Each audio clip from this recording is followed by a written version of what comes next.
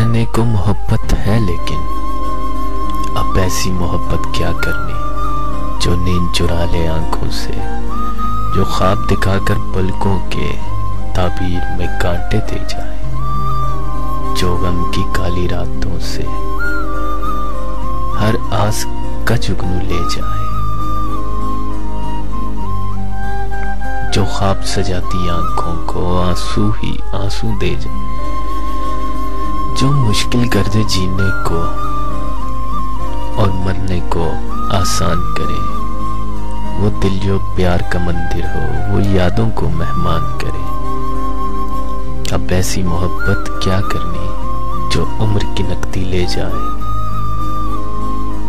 और फिर भी झोली खाली हो, वो सूरत दिल का रोग बने जो सूरत देखी भाली हो, जो गैस बना दे इंसान को, जो रांझा और फरहाद करे।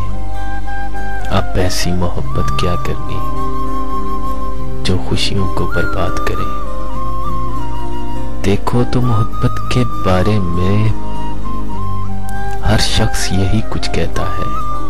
सोचो तो मोहब्बत के अंदर एक दर्द हमेशा रहता है।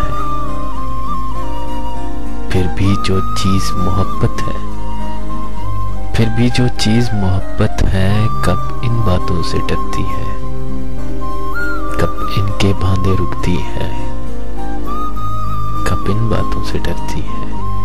अब ऐसी मोहब्बत क्या करनी, अब ऐसी मोहब्बत क्या करनी। कहने को मोहब्बत है, लेकिन अब ऐसी मोहब्बत क्या करनी।